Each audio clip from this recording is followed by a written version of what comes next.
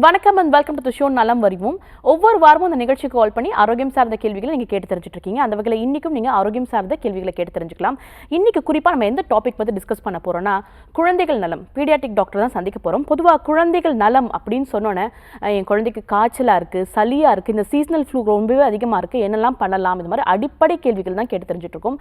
ஆனால் இன்றைக்கி நிகழ்ச்சியில் நம்ம ஃபுல் அண்ட் ஃபுல் எதை பற்றி கவர் பண்ண போகிறோம்னா, திடீர்னு ஒரு குழந்தை கீழே விழுந்துட்டாங்க, அவங்க தலையில் அடிபட்டிருக்கு, ஒரு சின்ன ஆக்சிடென்ட் ஆகிடுச்சு, இல்லை என் குழந்தைக்கு கொஞ்சம் ஃபீவர் அதிகமாகி மூச்சு திணறல் அதிகமாகிடுச்சு, இது மாதிரி நம்ம எதிர்பாராத விஷயங்கள் நடந்துச்சுன்னா அந்த குழந்தைகளுக்கு என்ன மாதிரியான மருத்துவ உதவி தேவை, அவங்களை ஐசியூவில் நம்ம சேர்க்கும் போது அவங்களுக்கு என்ன மாதிரியான மருத்துவ உதவியெல்லாம் டாக்டர் தராங்க, இதை பற்றி தான் நமக்கு டிஸ்கஸ் பண்ண போகிறாங்க டாக்டர் ஐயம்மாள். இவங்க எங்கேருந்து வந்திருக்காங்கன்னு பார்த்தீங்கன்னா SRM குளோபல் ஹாஸ்பிட்டல்லேருந்து வந்திருக்காங்க. அவங்க நிகழ்ச்சிக்கு முதல்ல வரவேற்கலாம். வணக்கம் மேம்.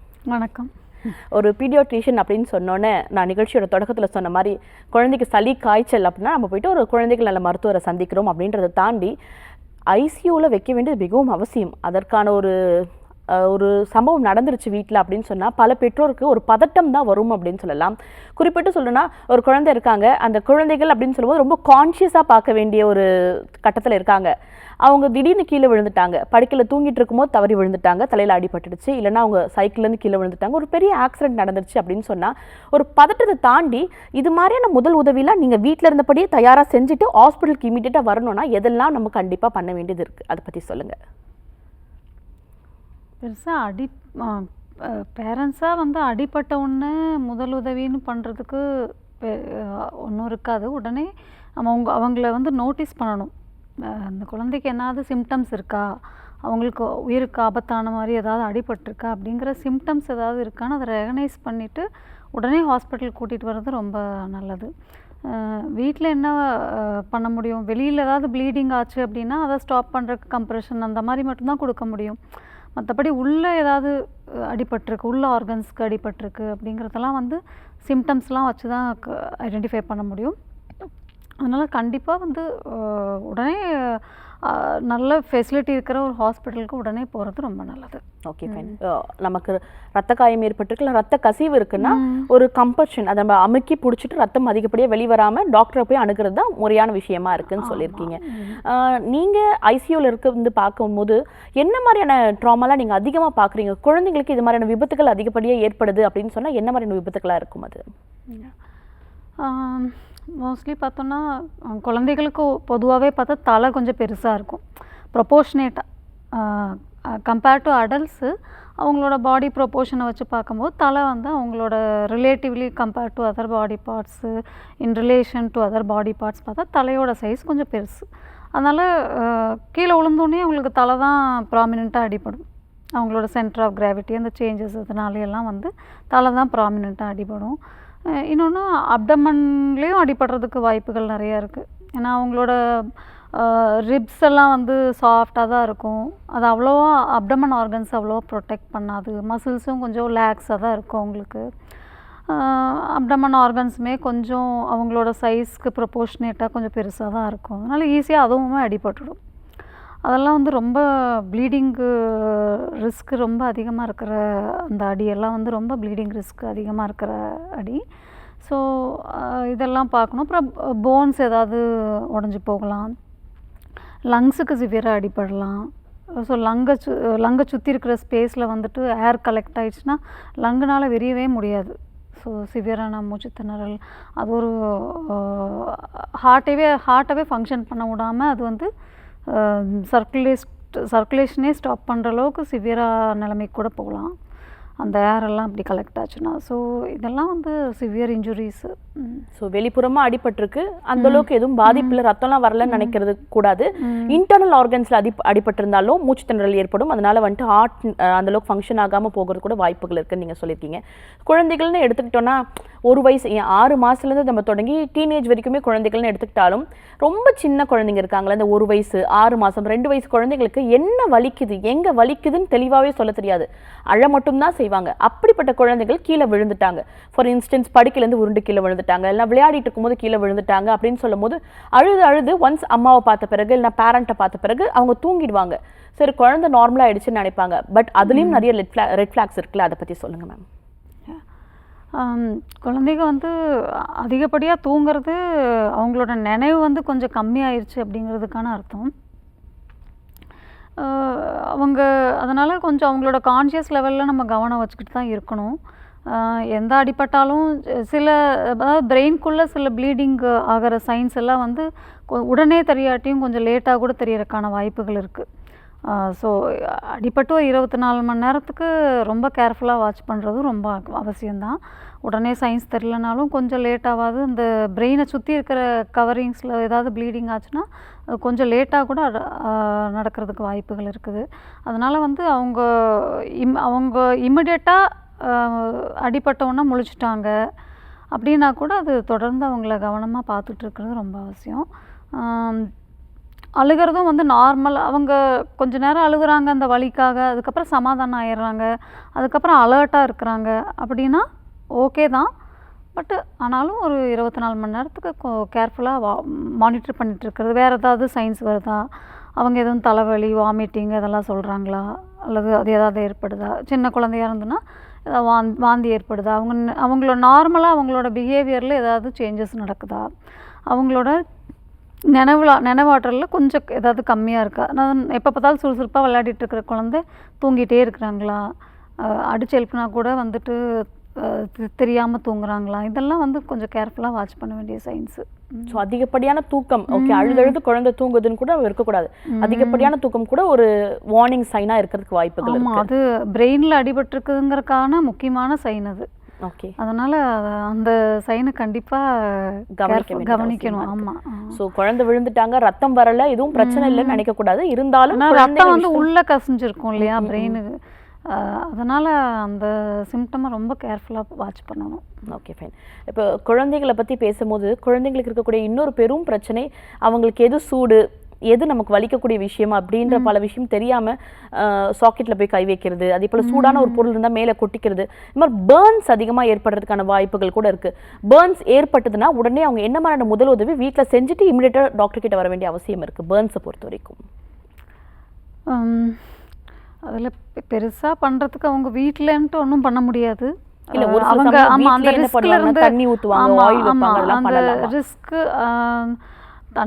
தண்ணி ஊற்றலாம், ஆனால் வந்து அது ஃபயரை ஸ்டாப் பண்ணுறதுக்கு அந்த மாதிரி மெஷர்ஸ்லாம் பண்ணிவிட்டு அவங்க அந்த ரிஸ்க்கு பிளேஸ்லேருந்து உடனே அவங்கள ரிமூவ் பண்ணிவிட்டு உடனே ஹாஸ்பிட்டல் கூட்டிகிட்டு வந்துடுறது ரொம்ப அவசியம். எதுவாக இருந்தாலும் முதல் உதவி செய்யறதுக்கு முன்னாடி டாக்டர் கிட்ட வர வேண்டியது மிகவும் அட்லீஸ்ட் ஹார்ம்ஃபுல்லாக எதுவும் அது அந்த ஊண்டு மேலே அப்ளை பண்ணாமல் இருந்தாவே போதும். வேறு ஏதாவது பவுடர் ஏதாவது அப்ளை பண்ணுறது, சிலர் வந்து மஞ்சப்பொடி குங்குமம் அந்த மாதிரி ஏதாவது அப்ளை பண்ணாமல் அது எதுவும் ஹார்ம் காஸ் பண்ணக்கூடாது, அதுவும் இருக்குது. இன்ஃபெக்ஷன் ஆயிரும் இல்லாட்டி அந்த ஊண்டு. இமிடியேட்டாக நம்ம அது கேர் பண்ணிட்டோன்னா அந்த இன்ஃபெக்ஷன் ரிஸ்க்லேருந்து ப்ரிவெண்ட் பண்ணிவிட்டு அது கொஞ்சம் ஃபியூ வீக்ஸில் ஹீல் ஆகும், அதுக்கு நம்ம அலோவ் பண்ணலாம். இன்ஃபெக்ஷன் ஏதாவது ஆயிடுச்சுன்னா அந்த ஊண்டு வந்து இன்னும் டீப் ஆகிடும். ஸோ அப்புறம் ஜஸ்ட் அது ஸ்கார் இல்லாமல் ஹீல் ஆகிறதுக்கு வாய்ப்பு இருக்கிற ஊண்டை போய் நம்ம பெரிய ஸ்காரோட ஹீல் ஆகிற மாதிரி ஆயிரும் அப்புறம். அதனால் ஹார்ம்ஃபுல்லாக எதுவும் அப்ளை பண்ணாமல் உடனே கூட்டிகிட்டு வந்துட்டாவே போதும். ஓகே, உடனே குழந்தைகளை ஹாஸ்பிட்டலுக்கு கொண்டு வந்து அணுகுறது தான் ஒரு முறையான விஷயமா இருக்குன்னு சொல்லியிருக்கீங்க. அகைன் குழந்தைங்களை பற்றி பேசும்போது இன்னும் பல விதமான ஜாக்கிரதைகள் இருந்தாலும், சப்போஸ் ஒரு கிராமப்புறத்தில் இருக்காங்க, இல்லைனா ஒரு வெக்கேஷன் மாதிரி போகிறாங்க, அங்கே ஏதாவது சின்ன பூச்சிக்கடி, ஏதோ ஒரு பூச்சி கடிச்சிருக்கு, ஆனால் எந்த பூச்சின்னு தெரியல, அது பாய்சனஸான்னு தெரியல, பாய்சன் இல்லாத ஒரு நார்மல் இன்செக்ட் தான் தெரியல, ஆனால் கடிச்சிருக்குன்றது தெரியுது. அதே போல் குழந்தைகள் ரொம்ப துடுக்குத்தனமாக என்ன பண்ணுறாங்கன்னா, ஒரு சில இப்போ ரீசெண்டாக கூட நான் ஒரு ஆர்டிக்கல் படித்தேன், ஒரு குழந்தை எடுத்து ஒரு வண்டை வாய்க்குள்ள போட்டு எண்ணெயில் பண்ணிட்டாங்க, அவங்களோட மூச்சு குழாயில் அந்த வண்டு அந்த குழந்தை இறந்த பிறகு தான் எடுத்திருக்காங்க அப்படின்னு சொல்லிட்டு. ஸோ இது மாதிரியான விஷயங்கள்லாம் எந்த அளவுக்கு பேரண்ட்ஸ் அலாட்டாக இருக்க வேண்டிய அவசியமா இருக்கு, அதை தாண்டி ஒன்ஸ் இது மாதிரி இன்சிடென்ட் நடந்துருச்சுன்னா என்ன பண்ணணும், அதை பற்றி சொல்லுங்க. ஓகே, இந்த மாதிரி பூச்சியெல்லாம் கடிச்சது, இப்போ தேனி அந்த மாதிரி பூச்சியெல்லாம் கடிச்சிருச்சு அப்படின்னாக்கா வந்து சிவியராக லைஃப் த்ரெட்டனிங்காக கூட ஏதாவது நடக்கலாம். லைக் மூச்சு விட முடியாமல் போகும், சர்க்குலேஷனே ஸ்டாப் ஆயிரும், இந்த மாதிரி அது அனஃபிலாக்சிஸ்னு சொல்லுவோம். அது அது அதாச்சுன்னா ஒன்றுமே பண்ண முடியாது, ஃபியூ செகண்ட்ஸ் மினிட்ஸ்லேயே வந்துட்டு ரொம்ப லைஃப் த்ரெட்டனிங்காக பிரச்சனை ஆகிடும். ஸோ அதுக்கு கண்டிப்பாக மருத்துவ உதவியோடு தான் அவங்களால சர்வைவே ஆக முடியும். ஸோ அவ்வளோ சீக்கிரம் குயிக்காக நம்மளுக்கு இது பண்ண முடியுமான்னு தெரில. ஸோ அட்ரினலின் ஒரு மருந்து நம்ம கைவசம் இருந்தால் மட்டும்தான் அவங்கள வந்து காப்பாற்றவே முடியும். அந்த மாதிரியானது ஒரு செகண்ட்ஸ் மினிட்ஸ்லேயே வந்து ஆபத்தான நிலைமைக்கு போயிடுவாங்க. ஸோ அது ஒன்றும் பண்ண முடியாது. ஆனால் வேறு ஒரு அலர்ஜிக் ரியாக்ஷன்ஸ், மைல்டாக அலர்ஜிக் ரியாக்ஷன்ஸு அதெல்லாம் வருதுன்னா ஹாஸ்பிட்டல் கூட்டிகிட்டு வந்து பார்த்துக்க முடியும். இன்னொன்று வேறு இது பாம்பு ஏதாவது கடிச்சிருக்கா அந்த மாதிரியும் பார்க்க வேண்டியது. என்னன்னே தெரியல அப்படின்னா பாம்பாக இருக்கலாமா அதெல்லாம் கூட யோசிக்கும். பாம்பு, தேள் அந்த மாதிரி விஷ பூச்சிகளாக இருக்கலாம். ஸோ பாம்பெல்லாம் கடிச்சிருந்துனாக்கா நிறைய பார்க்க வேண்டியது இருக்குது. லைக் அவங்க மசில்ஸ்லாம் வீக் ஆகிடும் பாம்பு கடித்தா. மெயினாக அது கண்ணோட இமை தான் அவங்கனால திறக்க முடியாத அளவுக்கு அந்த அந்த கண் இமைக்கு ஸ்ட்ரென்த் இருக்காது. ஃபஸ்ட்டு அதில் தான் தெரியும். அப்புறம் மற்ற மசில்ஸ்லாம் ஸ்லோவாக அஃபெக்ட் ஆக ஆரம்பிக்கும். அதில் மூச்சு விடுற மசில்ஸ் அஃபெக்ட் ஆகும்போது மூச்சு விடாமல் போயிடுவாங்க. ஸோ அது மாதிரி அது ஃபாஸ்ட்டாகவும் ப்ரோக்ரஸ் ஆகலாம், அது அந்த சைன்ஸ் எல்லாம் வாட்ச் பண்ணிகிட்ருக்கணும். பாம்பு இதுவாக இருந்தால் பாம்பு கடித்தா ஏதாவது ப்ளீடிங்கும் ஆகலாம். அந்த கால் எங்கே கடிச்சதோ அந்த இடத்துல பெரிய ஸ்வெல்லிங் ஏற்படலாம். ஸோ அந்த மாதிரி சைன்ஸ்லாம் வாட்ச் பண்ணிகிட்ருக்கணும். தேள் கடித்தாலும் உடனே ஹாஸ்பிட்டலுக்கு வந்துடணும். ஸோ அது தேலெல்லாம் கடிச்சதுன்னா ஹார்ட்டெல்லாம் அஃபெக்ட் ஆகலாம். அதோட பம்பிங்கு, ப்ளட் ப்ரெஷர் எல்லாம் அஃபெக்ட் ஆகலாம். ஹார்ட்டெல்லாம் ஃபாஸ்ட்டாக துடிச்சு அப்புறம் அதுக்கப்புறம் கொஞ்சம் லேட் ஆகும்போது ஃபெயில் ஆகலாம். இந்த மாதிரி சிம்டம்ஸ் எல்லாம் வரலாம். அதனால் வந்து என்ன கடிச்சதுன்னு தெரியாத இருக்கும்போது உடனே ஹாஸ்பிட்டல் வந்துடுறதுக்கு நல்லது. ஏன்னா என்னென்ன பாசிபிலிட்டிஸ்லாம் இருக்கோ அதை டாக்டர்ஸ் பார்த்து அது எல்லாத்துக்கும் மானிட்டர் பண்ணிவிடுவாங்க. பெட்டர். ஸோ குழந்தைங்க நல்லதை பற்றி நிறைய விஷயங்கள் பேசிகிட்டு இருக்கிறதுக்கு முன்னாடி நிகழ்ச்சியோட அடுத்த அழைப்பாளர் இணைப்பில் இருக்காங்க, உங்ககிட்ட பேசலாம். ஹலோ, வணக்கம். சொல்லுங்கள் சார், உங்கள் பேர் என்ன? சார் நீங்கள் டிவி பார்த்து பேச வேண்டாம் சார், ஃபோனில் மட்டும் கான்சன்ட்ரேட் பண்ணி பேசலாம். உங்கள் பேர் என்ன? ஹலோ, சொல்லுங்கள் சார், உங்கள் பேர் என்ன? எங்கேருந்து கால் பண்ணுறீங்க சார்?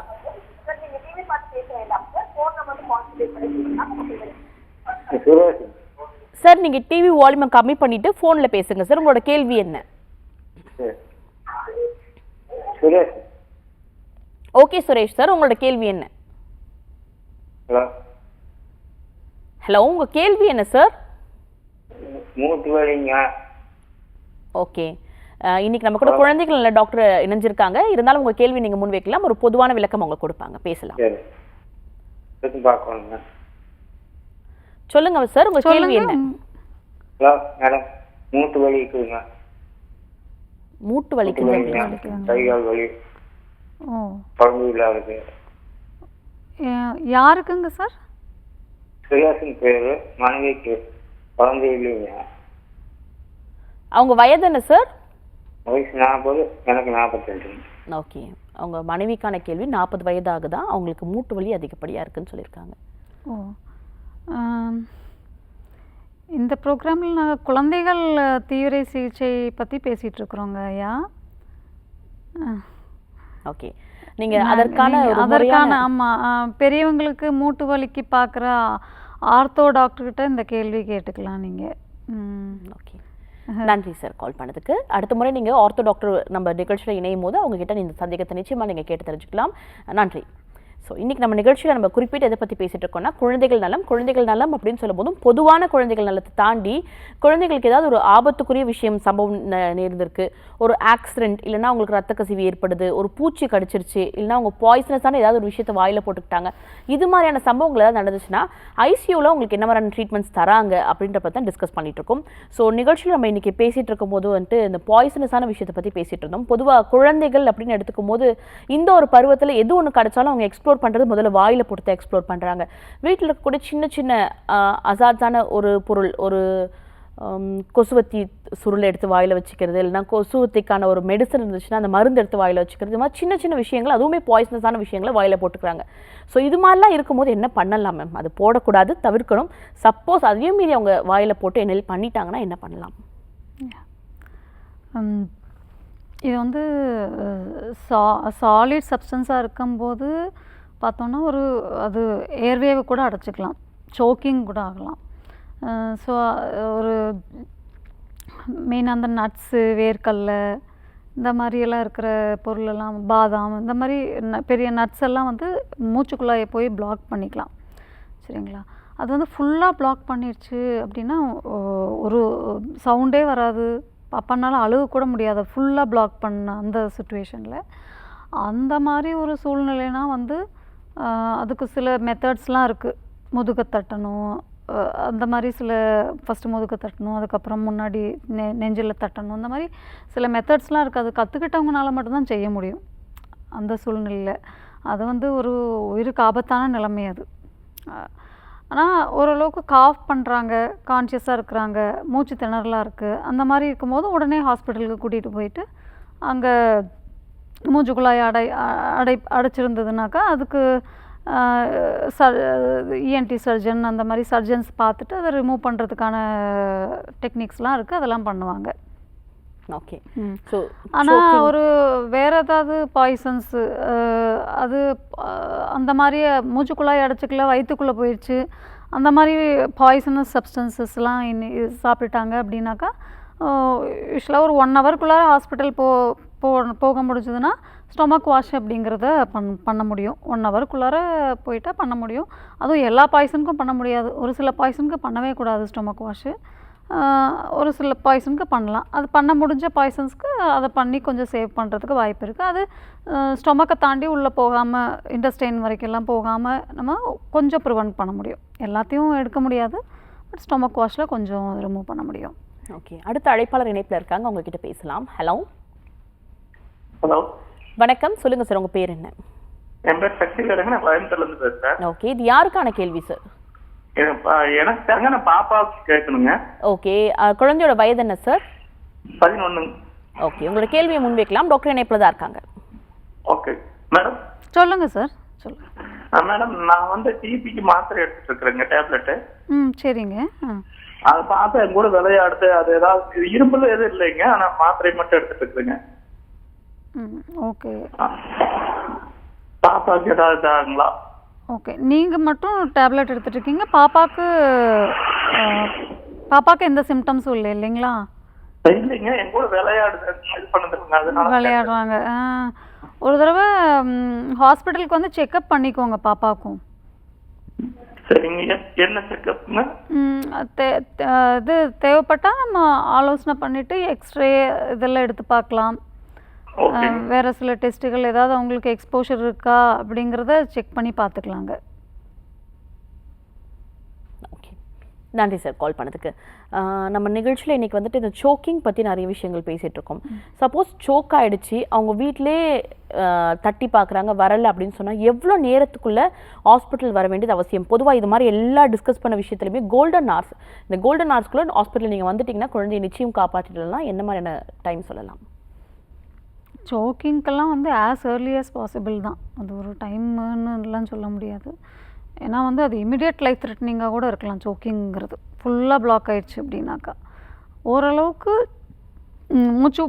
அதாவது மூச்சுக்குழாயில் கொஞ்சம் இடம் இருக்குது மூச்சு விடுறதுக்கு. அப்படிங்கும்போது அவங்க வந்து எப்படின்னா கொஞ்சம் காஃபோடையும் அல்லது மைல்டு டு சிவியர் மூச்சு திணறலோடையும் கூட ப்ரெசென்ட் ஆவாங்க.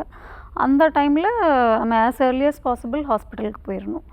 ஏன்னா அது இப்போ ஒரு லொக்கேஷனில் அது அடைச்சிட்ருக்கு, அந்த லொக்கேஷனில் மூச்சு விடுறதுக்கான இடம் இருக்கிறது, அதனால் அவங்க அப்படி இருக்கிறாங்க. அது வேறு ஏதாவது லொக்கேஷனில் போய் மாட்டிடுச்சுன்னு வச்சுக்கோங்களேன், ஃபுல்லாக பிளாக் ஆகிறதுக்கும் வாய்ப்பு இருக்கும். அதனால் வந்து அது மூவ் ஆகி வேறு எங்கேயும் ஃபுல் பிளாக் காஸ் பண்ணாமல் இருக்கிறதுக்குள்ளார, அந்த நிலைமை ஏற்படுறதுக்குள்ளார ஹாஸ்பிட்டலுக்கு போயிடணும். ஓகே. எவ்வளோ சீக்கிரம் போக முடியுமோ அது போயிடுறது நல்லது. ஓகே. குழந்தைகள் நலம் அப்படின்னு சொல்லிட்டு பேசிட்டு இருக்கும்போது இன்னொரு முக்கியமான விஷயத்தை பற்றி டிஸ்கஸ் பண்ணி ஆகணும். இப்போ சொசைட்டியில் நிறைய பேர் சோஷியல் மீடியாவில் ஆகட்டும் இதை பற்றி நிறைய டாக்டர்ஸ் இதோட அவேர்னஸ் கிரியேட் பண்ணிட்டு இருக்காங்க. ரொட்டீனாக ஒருத்தங்களுக்கு சளி பிடிச்சிட்டே இருக்க குழந்தைங்களுக்கு ப்ரிஸ்கிரிப்ஷன் எழுதி தராங்க, இதே மெடிசன் தானே டாக்டர் எழுதி தராங்கன்னு சொல்லிட்டு நிறைய பேரண்ட்ஸ் அதே மெடிசனை ரிப்பீட் பண்ணுறாங்க, டோசேஜ் மாற்றி தராங்க. ஃபார் எக்ஸாம்பிள் பேராசிட்டமால்லே 150, 250 நிறைய வேரியேஷன் இருக்குது, அந்த டோசேஜுமே மாற்றி தராங்க. இது மாதிரி மாற்றி தரதுனால குழந்தைங்களுக்கு எப்படிப்பட்ட ஆபத்துகள் வருது? நீங்கள் ஐசியூவில் இது மாதிரியான குழந்தைங்களை சந்திச்சிருக்கீங்க அதுக்கு முன்னாடி? ஆமாம், இந்த பெராசிட்டமால் பாய்சனிங்கிறதே ஒரு காமன் பாய்சன் குழந்தைகளில். ஏன்னா அதில் வேரியிங் காம்பினேஷன் இருக்குது. ட்ராப்ஸ்ன்னு பார்த்தா ரொம்ப கான்சன்ட்ரேட்டடாக இருக்கும். ஏன் அது கான்சன்ட்ரேட்டடாக இருக்குன்னா, சின்ன குழந்தைகளுக்கு கொஞ்சம் சொட்டு சொட்டாக கொடுத்தா போதும், நிறையா எம்எல் அளவுக்கு கொடுக்க வேண்டாம் அப்படிங்கிறதுக்காக அது கான்சன்ட்ரேட்டடாக இருக்குது. சிரப்பு வந்து டைலூட்டாக இருக்கும். அதனால வந்து இப்போது ட்ராப்ஸில் வந்துட்டு 1 ml வந்து 100 மில்லிகிராம் 1 ml இருக்குது அப்படின்னா, சிரப்பில் வந்து வேரியும் காம்பினேஷனில் இருக்குது. 5 ml 125 மில்லிகிராம் இருக்குது, 250 மில்லிகிராம் 5 ml இருக்குது. அது மாதிரி வேரியும் காம்பினேஷன்ஸ் பேராசிட்டமாலில் இருக்குது. ஸோ அதனால் இப்போ ஒரு மாற்றி கொடுத்துட்டாங்கன்னு வச்சுக்கோங்களேன்.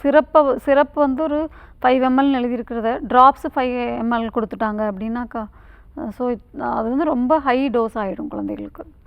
ஸோ அது பேராசிட்டமால் பாய்சனிங்கில் லிவர் பாதிக்கப்படலாம், கிட்னியும் பாதிக்கப்படலாம். ஸோ அதுக்கு அட்லீஸ்ட் அது ஐடென்டிஃபை பண்ணிவிட்டு உடனே ஹாஸ்பிட்டல் போயிட்டால் அதுக்குன்ட்டு ஒரு மருந்து இருக்குது. லிவரை ப்ரொடெக்ட் பண்ணுறதுக்காக ஒரு மருந்து இருக்குது. அதை ஸ்டார்ட் பண்ணி ட்ரீட்மெண்ட் ஸ்டார்ட் பண்ணிடுவாங்க. ஸோ அதனால் as early as possible hospital போயிடணும். இந்த அவேர்னஸ் இருக்கணும். ஏன்னா வந்து நம்ம அதிக டோஸ் கொடுத்துட்டோம், அது தெரியாமையே இருந்துட்டு அப்புறம் லேட்டாக போனாலும் ப்ராப்ளம். அதுக்குள்ளார லிவர்லாம் பாதிச்சிடும். ஓகே. இந்த குழந்தைகளை ஐசியூவில் அட்மிட் பண்ணுறாங்க, இல்லை ஒரு சளி காய்ச்சல் ரொம்ப அதிகப்படியான அன்கண்ட்ரோலபிள் கோல்டாக இருக்குது, அதனால் வந்துட்டு அவங்களுக்கு ஃபீவரும் அதிகப்படியாக இருக்குது, டாக்டர் நீங்கள் அட்மிஷன் போட்டுருங்க அப்படின்னு சொன்னால், பொதுவாக எல்லா தாய்மாருக்குமே ஒரு தகப்பன்மாருக்குமே இருக்கக்கூடியதுன்னா குழந்தை தாங்குவாங்களா அட்மிஷனில், நம்ம வீட்டில் இருந்து பார்த்துக்கிற மாதிரி பார்த்துக்க முடியுமா, அவங்களுக்கு ஐவி போடுறதுக்கெலாம் வலிக்குமேன்ற ஒரு பயம் இருக்குது. ஒரு ஐசியூ டாக்டராக ஒரு குறிப்பிட்ட நோய்க்கு நான் குறிப்பிட்ட ஜுரத்துக்கு அட்மிஷன் போட வேண்டியது எந்த அளவுக்கு அவசியமான ஒரு விஷயமா இருக்குது, இதெல்லாம் நீங்கள் தற்காப்பீங்க, அதனால் அதை பற்றி ஒரு அவேர்னஸ் சொல்ல முடியுமா எங்களுக்காக? ஓகே. நம்மளுக்கு எந்த இன்ஃபெக்ஷன் வந்தாலும் நம்ம பாடியோட உடம்போட எதிர்ப்பு சக்தியே வந்து நம்ம அதை கொஞ்சம் ஹெல்ப் பண்ணி குழந்தைகளுக்கு சரி பண்ணுறதுக்கு ட்ரை பண்ணும். ஆனால் அது முடியாத பட்சத்தில் தான் அட்மிஷனே தேவைப்படும்.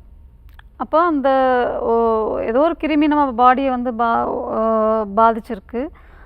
அப்போது அந்த கிருமியை வந்து அவங்களோட எதிர்ப்பு சக்தினால அது போராடி ஜெயிக்க முடியலை. அதனால் அவங்களால சரியாக சாப்பிட முடியல, மூச்சு திணறல்லாம் வருது. இல்லை இன்கேஸ் நுரையீரல் பாதிச்சிருந்ததுன்னா அந்த கிருமினால் நிமோனியான்னு சொல்லுவோம் அது.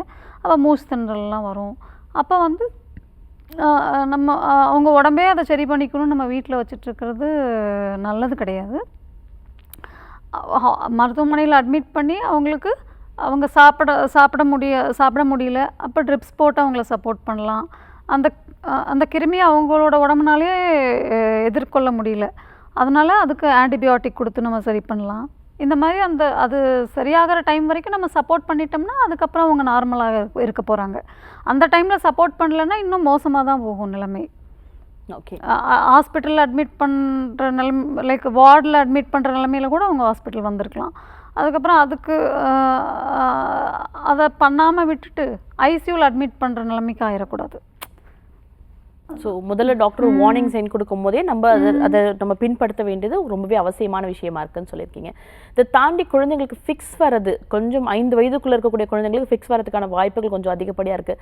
ரொம்ப ஹை ஃபீவர்னால ஃபிக்ஸ் வந்திருக்கு அப்படின்னா என்ன பண்ணலாம்? முதல்ல ஃபிக்ஸோட கேட்டகரிஸ் என்னன்னு தெரிஞ்சுக்கலாமா? ஒரு சிலர் நல்ல வலிப்பு வர்றது மட்டும்தான் ஃபிக்ஸ் அப்படின்னு நினச்சிட்டு இருக்காங்க. இந்த சீசஸ் பற்றி சொல்லுங்கள் மேம். ஃபிட்ஸ் வந்து ஒரு 6 மாதத்துலேருந்து ஒரு 5 வயசு வரைக்கும் குழந்தைகளுக்கு ஃபீவர் வந்தாவே ஃபிட்ஸ் வரலாம். அது பொதுவாக ஒரு 5 நிமிஷத்துக்குள்ளே நின்றுடும். கை காலெல்லாம் வெட்டியும் வரலாம், அல்லது ஜஸ்ட்டு ஸ்டிஃபாக மட்டும் பாடி வச்சுட்டு வரலாம், அல்லது கான்ஷியஸ் லெவல் மட்டும் கொஞ்சம் கம்மியாகி வரலாம். இது எல்லாமே பல வகையான ஃபிட்ஸ் தான். ஒரு சில நார்மலாக முழிச்சிட்ருப்பாங்க, கொஞ்சம் லேப்சஸ் இன் கான்ஷியஸ்னஸ் ஃபியூ செகண்ட்ஸ் அந்த மாதிரி கூட ஃபிட்ஸ்லாம் வரலாம். இது எல்லாமே டைப் ஆஃப் ஃபிட்ஸ் தான். ஓகே. ஜஸ்ட் நின்றுட்டுருக்கிறவங்க சடனாக விழுகிறது, இதெல்லாம் கூட அவங்களோட டோன் போகிறனால விழுகிறாங்க, அதெல்லாம் கூட ஃபிட்ஸாகவே இருக்கலாம். ஒரு சில டைம் ஒரு கன்ஃபியூஷனே வரும், அவங்களுக்கு கீழே விழுந்தனால ஃபிட்ஸ் வந்துச்சா இல்லை ஃபிட்ஸ் வந்து தான் கீழே விழுந்தாங்களா அப்படின்ட்டு. அந்த மாதிரியெல்லாம் கூட சந்தேகம் வர்றது உண்டு. ஸோ ஒன்ஸ் ஒரு எபிசோட் வந்துச்சுன்னா ரிப்பீட் ஆகுமா? அதுக்கு நாங்கள் டாக்டரை எப்படி போய் அணுகணும், அதை பற்றியும் சொல்லுங்கள். கண்டிப்பாக ரிப்பீட் ஆகிறதுக்கு வாய்ப்பு இருக்குது. எப்போயும் ஃபஸ்ட்டு டைம் எதனால் வந்துச்சுன்னே தெரியாத வர குழந்தைகளுக்கு ஒரு 24 மணி நேரம் அட்மிட் பண்ணி அப்சர்வ் பண்ணுவோம், சரிங்களா? அதனால் மறுபடியும் ரிப்பீட் அது ஏன் பண்ணுறோம் அப்படின்னா மறுபடியும் அது ரிப்பீட் ஆகிறதுக்கு வாய்ப்பு இருக்குது அப்படிங்கிறதுனால தான். ஸோ ஃபஸ்ட்டு அது மறுபடியும் ரிப்பீட் ஆகாமல் இருக்கிறதுக்கு மருந்து கொடுத்து பாப்பாவை ஸ்டெபிலைஸ் பண்ணிவிடுவோம். அதுக்கப்புறமே எதனால் வந்துச்சு அப்படிங்கிற டெஸ்ட்டுகள்லாம் எடுக்க வேண்டியது இருக்கும். நியூராலஜிஸ்ட்டையும் இன்வால்வ் பண்ணுவோம். அதுக்கான பிரெயினுக்கு வந்து ஸ்கேன் பண்ணி பார்க்கலாம், இஇஜி பண்ணி பார்ப்போம்.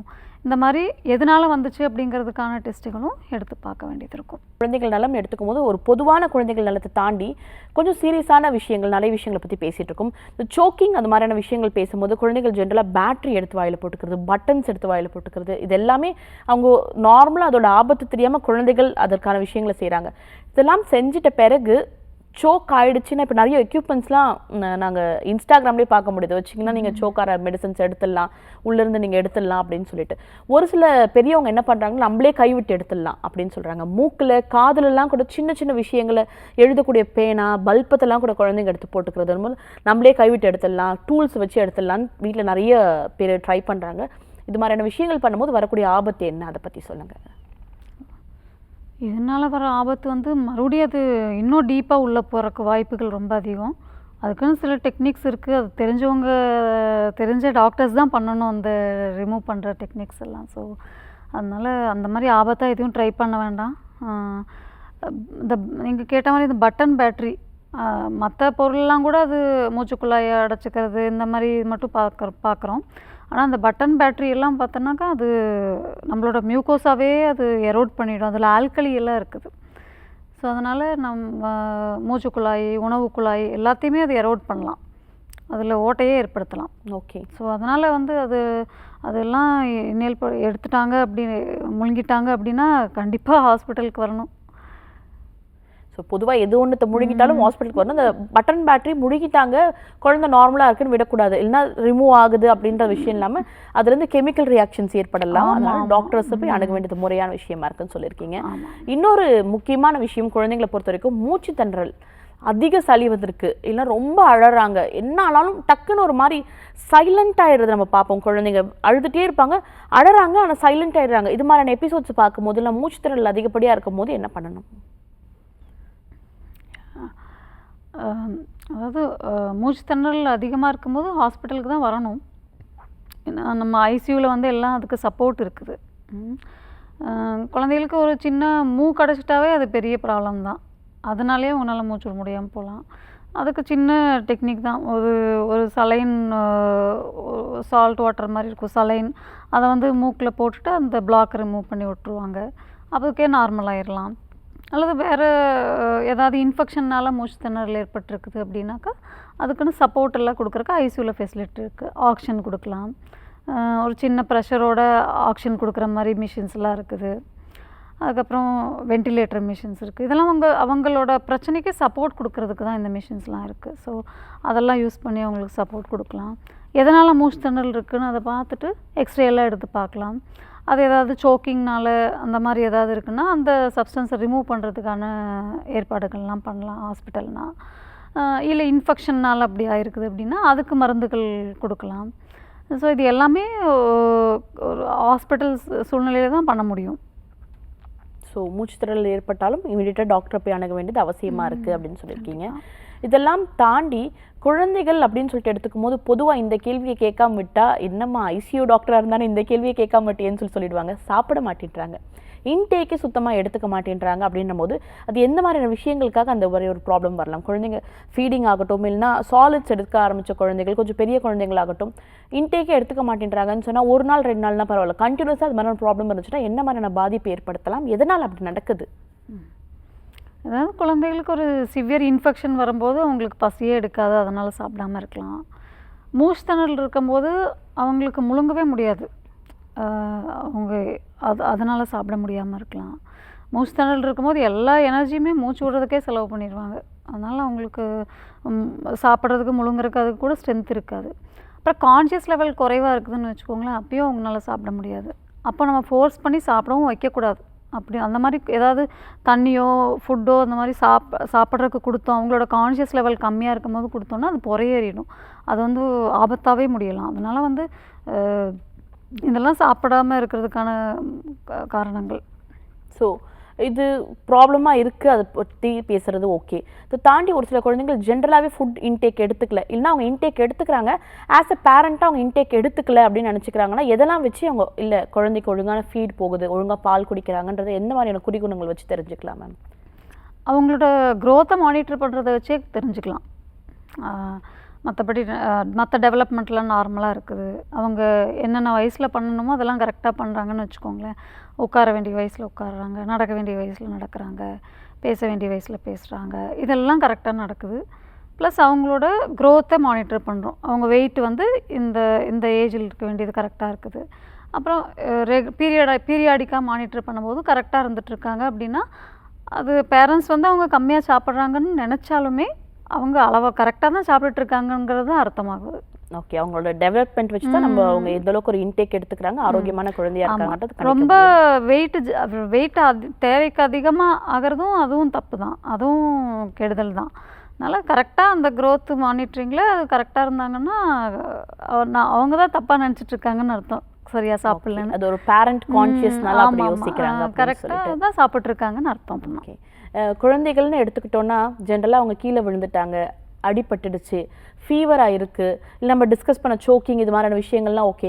பல பேர் அதை உதாசீனப்படுத்தக்கூடிய விஷயம்னா அவங்களோட urine output and then motion output, ப்ராப்பராக மோஷன் போகிறாங்களா யூரின் போகிறாங்களா அப்படின்றது பல பெற்றோர் வந்துட்டு அதோட ஒரு கணக்கெடுப்பு எடுக்கிறது இல்லைன்னு சொல்லலாம். இதை கவனிக்காமல் விடுறதுனால அவங்க தொடர்ந்து மோஷன் பாஸ் பண்ணாமையோ இல்லை யூரின் ரொம்ப கம்மி அவுட்புட் இருக்கிறதுனால வரக்கூடிய பிரச்சனைகள் என்னவா இருக்குது, அதனால கூட ஐசியூவில் வந்து பல குழந்தைகள் அட்மிட் ஆகிறதுக்கு வாய்ப்புகள் இருக்குல்ல, அதை பற்றி சொல்லுங்கள் மேம். குழந்தைகளுக்கு அவங்களோட நார்மல் பிஹேவியரில் எந்த சேஞ்சஸ் இருந்தாலும் அது கேர்ஃபுல்லாக வாட்ச் பண்ணணும். அதுவும் யூரின் அவுட்புட்லாம் ரொம்ப முக்கியம். யூரின் அவுட்புட் குறைவாக இருக்குது அப்படின்னா வந்து கிட்னிக்கு போகிற பிளட் சப்ளையே கம்மியாக இருந்தால் தான் யூரின் அவுட்புட் கம்மியாக இருக்கும். அது எந்த மாதிரி கண்டிஷன்ஸில் வரலான்னா, அவங்க எதுவுமே சாப்பிட்டுக்கல, தண்ணி ஆகாரமே எதுவுமே எடுத்துக்கல அப்படின்னா வரும். அல்லது வாந்தி, பேதி, இதிலெல்லாம் எல்லா தண்ணியும் உடம்புல இருக்கிற தண்ணியெல்லாம் அவங்க லாஸ் பண்ணிட்டாங்க அப்படின்னு அர்த்தம். வேறு எங்கேயாவது ப்ளீடிங் ஏதாவது ஆகுது தெரியாமல் அப்படிங்கிற பட்சத்தில், அல்லது கான்ஷியஸ்னஸ் கம்மியாக இருக்கும்போதும் அவங்களால யூரின் கரெக்டாக போக முடியாது. ஸோ இதெல்லாமே பார்க்கணும். இல்லைன்னா யூரின் அவுட்புட் கம்மியாக இருக்குதுன்னா அது ஒரு டேஞ்சர் சைன் தான், உடனே வரணும் ஹாஸ்பிட்டலுக்கு. ஓகே, பொதுவாக இது மாதிரியான எந்த பிரச்சனையும் பெரியவங்களுக்கும் ஏற்படுது, குழந்தைங்களுக்கும் ஏற்படுது. குழந்தைங்களை பொறுத்த வரைக்கும் மட்டும் கொஞ்சம் அதிகப்படியான கான்ஷியஸ் ஒரு டிட்டோரேஷன் கொஞ்சம் அதிகப்படியாக இருக்குது குழந்தைங்களுக்கு. இது ஒரு கேள்வியாக முன்வைக்கிறதுக்கு முன்னாடி நிகழ்ச்சியோட அடுத்த அழைப்பாளர் இணைப்பில் இருக்காங்க, அவங்க கிட்ட பேசலாம். ஹலோ ஹலோ வணக்கம், நீங்கள் இணைப்பில் தான் இருக்கீங்க, பேசலாம். இது நலம் அறிவோம். ஓகே, அடுத்த முறை நீங்கள் கால் பண்ணும்போது இணைப்பில் காத்திருந்து உங்களோட சந்தேகத்தை நிச்சயமாக கேட்டு தெரிஞ்சுக்கலாம். நான் அந்த காலுக்கு முன்னாடி ஒரு கேள்வி முன் வச்சுருந்தேன். குழந்தைகள் பெரியவர்கள் அப்படின்னு சொல்லும்போது குழந்தைங்களை பொறுத்த வரைக்கும் இது ஏன் அதிகப்படியான கான்ஷியஸ் தேவைப்படுது நமக்கு, அதை பற்றி சொல்லுங்கள். ஓகே, ஏன்னா குழந்தைங்க அவங்க சைஸில் சின்னது இல்லையா, அதனால் எல்லா உறுப்புகளுக்குமே ஒரு ரிசர்வ் வந்து கம்மியாக தான் இருக்கும். அவங்களுக்கு அந்த அவங்கள பாதுகாத்துக்கக்கூடிய அந்த ஆற்றலுமே கம்மியாக இருக்கிறதுனால அடிபடுறதுமே அதிகமாக அடிபட்டுரும். அதனால் இப்போ லங்ஸோட ரிசர்வ்னு பார்த்தா சைஸை வச்சு பார்க்கும்போதே பெரியவங்களை காட்டிலும் லங்ஸு சின்னதாக தான் இருக்கும். அதனால் சின்ன பாகம் பாதிக்கப்பட்டாவே வந்து அவங்களால மூச்சு விட முடியாது, அந்த மாதிரி ஏற்படும். அப்போ சர்க்குலேஷன் எல்லாம் பார்த்தோம்னாக்கா பெரியவங்களுக்குலாம் ஒரு 5-6 லிட்டர் பிளட் இருக்கும் அவங்க பாடியில்.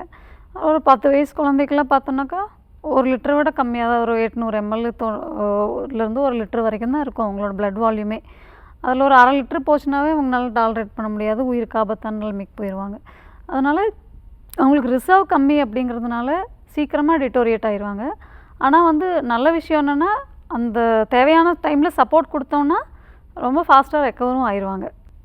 ஹலோ வணக்கம், சொல்லுங்கள், உங்கள் பேர் என்ன? பேர் செல்லப்பம்மா. எங்கேருந்து கால் பண்ணுறீங்க சார்? புதுக்கோட்டையிலேருந்துமா. ஓகே, இது யாருக்கான கேள்வி? பையனுக்கு உள்ள கேள்விமா. உங்கள் மகளுடைய வயது என்ன சார்? பையனோட வயது வந்து 22ங்க. 22. ஓகே, ஒரு பெரிய பையனுக்கான கேள்வி தான் நீங்கள் வச்சுருக்கீங்க. இருந்தாலும் உங்கள் கேள்வி என்ன சொல்லுங்கள். இல்லை, பையனுக்கு வந்து இப்போ பிக்ஸ் 8 வயசுலேருந்து வருதுங்க. சொல்லுங்கள் சார். பிக்ஸ் ப்ராப்ளம் வந்து எப்படி நார்மலாக வந்து பவர் மாத்திரை வந்து அதிகமாக இது கொடுத்துட்ருக்காங்க. இப்போ நான் 11th கிளாஸ் திருச்சியில் வந்து 11th கிளாஸில் தான் பார்த்துட்டு இருந்தேன் சுந்தரராஜ் டாக்டர்கிட்ட. ஓகே ஓகே, அது பவர் அதிகமாக இருந்தும் சரிபட்டுள்ள சின்ன ஆக்சிடென்ட் வேறு கொஞ்சம் ஆகிடுச்சுங்க. இது எப்போ இருந்து ஃபிட்ஸ் வந்துட்டு இருக்குதுங்க சார்? அம்மா நான் தான் 7 வயசு 8 வயசுலேருந்து வருதுமா. அப்படிங்களா? அது நியூராலஜிஸ்ட் பார்த்துட்டு இருக்கீங்களா? நியூராலஜி சுந்தரராஜ் திருச்சியில் பார்த்துட்டு இருக்கோம்மா, 11th கிளாஸ் பார்த்துட்டு இருக்கீங்க. ஓகே, இது இது வந்து ஃபுல் அண்ட் ஃபுல் நியூராலஜிஸ்டோட அட்வைஸை ஃபாலோ பண்ணுறது தான் நல்லது. நான் ஆமாம்மா ஆமாம் ஆமாம் ஆமாம் அது கரெக்டாக அவங்க வந்து எவ்வளோ மருந்து கொடுக்கணும், எந்த மருந்தில் கண்ட்ரோலுக்கு வருது, எவ்வளோ டோஸ் கொடுத்தா கண்ட்ரோலுக்கு வருது, அதெல்லாம் வந்து ஃபாலோஅப்பில் அசஸ் பண்ணிவிட்டு ஒரு செட் ஆஃப் மருந்தில் வந்து கண்ட்ரோலுக்கு வருதுன்னா அதையே கண்டினியூ பண்ண சொல்லுவாங்க. சரிங்கம்மா சரிங்கம்மா. அப்புறம் ஸ்கேன் பண்ணுறது, இந்த டெஸ்ட் எடுக்கிறது, அதெல்லாம் அவங்க ஃபாலோ பண்ணிவிட்டு அவங்க அட்வைஸை கரெக்டாக ஃபாலோ பண்ணிக்கோங்க. நான் ஏதாவது கண்ட்ரோல் இல்லாமல் ஃபிட்ஸ் வரும்போது தான் ஐசியூ கேர் எல்லாம் தேவைப்படும். இல்ல ஃபிட்ஸ்னா உங்களுக்கு வந்து இல்லம்மா, கை கால் ரொம்ப முறிக்கவும் இல்லை, கால் மட்டும் தான் முறிக்குது. சின்ன ஆக்சிடென்ட், ஒரு ஆப்ரேஷன் ஆயிருக்கு அவனுக்கு. சரி சரிங்க, ஓகே.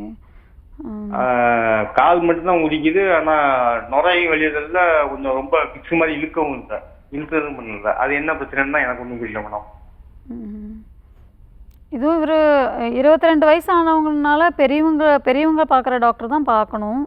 ஓ சரிங்க மேடம். நீங்கள் அது பெரிய மெடிசன், ஆமாம் மெடிசன் டாக்டர்கிட்ட அந்த மாதிரி காமிச்சு பாருங்கள் சார். ஓகே, நன்றி சார் கால் பண்ணதுக்கு. அடுத்த அழைப்பாளர் இணைப்பில் இருக்காங்க. ஹலோ ஹலோ வணக்கம், நீங்கள் இணைப்பில் தான் இருக்கீங்க. ஓகே, அடுத்த முறை நீங்கள் கால் பண்ணும்போது உங்களை சந்தேகத்தை நிச்சயமாக நீங்கள் கேட்டு தெரிஞ்சுக்கலாம். ஸோ இன்றைக்கி நிகழ்ச்சியில் நம்ம பல விஷயங்கள் டிஸ்கஸ் பண்ணிட்டு இருக்கோம் மேம். ஸோ பெற்றோர்களுக்கு நீங்கள் டேக் அவே அப்படின்னு சொல்லக்கூடிய விஷயம் என்னவா இருக்குது, எதிலெல்லாம் கொஞ்சம் கான்ஷியஸாக இருக்க வேண்டிய அவசியம் இருக்குது இப்போ இருக்க காலகட்டத்தில்? ஏன்னா ஒரு நேர் கால் பண்ணாங்க, அவருக்கு டிபி இருக்குது, நோய் தொற்று ஏற்படுமா அப்படின்ற ஒரு சந்தேகத்தையும் முன் வச்சிருக்காரு. எதெல்லாம் தொற்று அதிகமாக ஏற்படுறதுக்கான வாய்ப்புகள் இருக்குது, எந்தெந்த விஷயத்துலலாம் குழந்தைங்க கிட்ட கொஞ்சம் ஜாக்கிரதையாக இருக்க வேண்டியது அவசியம்? ஓகே, குழந்தைகளை பார்த்தா அவங்க பேரண்ட்ஸ் தான் பெஸ்ட்டு அப்சர்வர் இல்லையா? அதனால் அவங்க நடவடிக்கைகளில் எந்த சேஞ்சஸ் வந்தாலும் கேர்ஃபுல்லாக பார்க்கணும். அது லைக் நார்மலாக ஓடி ஆடி விளையாடிட்டு இருக்கிற குழந்தை திடீர்னு தூங்கிட்டே இருக்கிறாங்க அப்படின்னா அது ஏதாவது பிரெயினில் பாதிப்பாக இருக்குதோ அந்த மாதிரியான சந்தேகம் கொடுக்கக்கூடிய சூழ்நிலை அது. நல்லா திடீர்னு வாந்தி வருது, பேதி வருது, அதெல்லாம் கூட டேஞ்சர் சைன் தான். யூரின் அவுட்புட் குறைவாக இருக்குது, திடீர்னு ஃபிட்ஸ் வருது, இந்த மாதிரி எல்லாமே வந்து டேஞ்சர் சைன் தான். எதுவும் சாப்பிட முடியாமல் முழுங்க முடியாமல் இருக்கிறாங்க, இது எல்லாமே டேஞ்சர் சைன் தான். ஸோ இதெல்லாம் கேர்ஃபுல்லாக பார்த்துட்டு இருக்கணும். பொதுவாகவே அவங்களோட நடவடிக்கைகளில் ஏதாவது வித்தியாசமாக தெரியுது அப்படின்னா உடனே ஹாஸ்பிட்டல் வந்துடுறது ரொம்ப நல்லது. ஸோ அவங்கள அப்சர்வ் பண்ணிட்டு இருக்கும்போது அவங்க இயல்பாக செய்யக்கூடிய விஷயங்கள்லேருந்து எந்த விதமான மாறுதல்கள் ஏற்பட்டாலும் உடனே டாக்டர் அணுக வேண்டியது ஒரு அவசியமான விஷயமா இருக்குது அப்படின்னு சொல்லியிருக்கீங்க. குழந்தைகள் அப்படின்னு சொல்லும்போது இந்த 5 வயது வரைக்கும் இருக்கக்கூடிய குழந்தைகள் கூட பரவாயில்ல, அதுக்கப்புறம் இருக்கக்கூடிய குழந்தைகளுக்கு ஏற்படக்கூடிய பெரும் பிரச்சனையாக நீங்கள் என்ன பார்க்குறீங்க? பிகாஸ் அவங்க தான் அதிகப்படியாக சைக்கிளிங் போகிறாங்க, ஒரு சில குழந்தைகள் இப்போ சின்ன மினி பைக்லாம் ஓட்ட ஆரம்பிக்கிறாங்க. இது மாதிரியான பெற்றோர்கள் நிறைய விஷயங்களுக்கு அவங்களுக்கு ஆம்பிஷியஸாக அவங்கள முன் வச்சாலுமே அவங்களுக்கு அடிப்படும் போது எந்தெந்த விஷயத்தெல்லாம் கான்ஷியஸாக இருக்க வேண்டியது இருக்குது? குழந்தைகளுக்கு அடிப்படும் போது மெயினாக தலையில் ஏதாவது அடிபட்டுருச்சா அதை கேர்ஃபுல்லாக பார்க்கணும். அது வந்து அவங்களோட நினைவு கம்மியாக இருக்கிறது, ஆன் த ஸ்பாட்டில் ஏதாவது ஃபிட்ஸ் வர்றது, அல்லது காதில் மூக்கில் அது மாதிரி ஏதாவது ப்ளீடிங் வரலாம். இதெல்லாம் பிரெயினில் அடிபட்டிருக்கு, ஸ்கல்லுக்கு அடிபட்டிருக்கு, பிரெயினுக்கு அடிபட்டிருக்கு அப்படிங்கிறதுக்கான அறிகுறிகள். சரிங்களா? ஸோ அதெல்லாம் பார்க்கணும். அப்புறம் வெளியில் தெரியாமல் உள்ள ப்ளீடிங் ஆகலாம், அது ஏதாவது ஏற்பட்டிருக்கான்னு நம்ம கண்டிப்பாக பார்க்கணும். இப்போ இன்டர்னல் ப்ளீட் ஆகுதுன்றது என்னதான் டாக்டர் கிட்ட வந்து அதை நம்ம ஒரு எக்ஸ்ரேவோ ஸ்கேனோ எடுத்தால் தான் தெரியும் அப்படின்னு சொன்னாலும் இந்த குறிகுணங்கள் இருக்குது. குழந்தை அடிபட்டு அடுத்த நாள் இப்படி பிஹேவ் பண்ணுறாங்க அப்படின்ற ஒரு பேசிக் சயின்ஸ் என்ன தெரிஞ்சுக்கணும் பேரண்ட்ஸ் ஜென்ரலாக? ப்ளீடிங் ஆகுது அப்படின்னா இப்போ காமனாக பார்த்தா வயிற்றில் இருக்கிற ஆர்கன்ஸ், லிவரு, ஸ்ப்ளீன், இந்த மாதிரி ஆர்கன்ஸ்க்கு அடிபட்டு ப்ளீடிங் ஆகலாம் உள்ள. அது வந்து ரொம்ப பேல் ஆயிடுவாங்க, அவங்களோட கான்ஷியஸ் லெவல் அதுலேயும் கம்மியாயிடும். சரிங்களா? அதனால் அதெல்லாம் இப்போ யூரின் அவுட்புட்டும் கம்மியாக இருக்கும். ஸோ இது எல்லாமே அதை வச்சு கண்டுபிடிச்சிக்கலாம். இப்படி சிவியராக வயிற்று வலி இருக்கும் பெரிய குழந்தைங்கன்னா கண்டிப்பாக அதை சொல்லுவாங்க, அது தெரிஞ்சுக்கலாம். அப்புறம் போன்ஸில் ஏதாவது அடிபட்டுச்சுன்னா அதுலேயுமே ப்ளீடிங் சிவியராக வரலாம். தை போனு அதெல்லாம் வந்து ஒரு பெரிய குழந்தைகளுக்கு நிறைய பிளட்டை வந்து ஹோல்டு பண்ணும், ஆனால் வெளியிலேயே ஸ்வெல்லிங் தெரியாது, அந்தளவுக்கு இடம் இருக்குது தைஸில். ஓகே. ஸோ அதனால் நிறையா ப்ளீடிங் லேட்டாக தான் தெரியும். அதனால் தை போன்ஸில் ஏதாவது அடிபடுறது, வேறு ஏதாவது லாங் போன்ஸில் அடிபட்டாலும் நம்ம ப்ளீடிங்கையும் மனசில் வச்சுக்கணும். போனில் அடிபட்டுருச்சு, அது ஆர்த்தோ டாக்டர்கிட்ட போய் சரி பண்ணிக்கலாம், அது மட்டும் மனசில் வச்சுக்காம அதுலேருந்து உள்ளே ப்ளீடிங் ஆகலாம். வெளியில் ஆனால் தான் தெரியும், பட் உள்ளே ஆகிறதும் நிறைய வாய்ப்புகள் இருக்குது.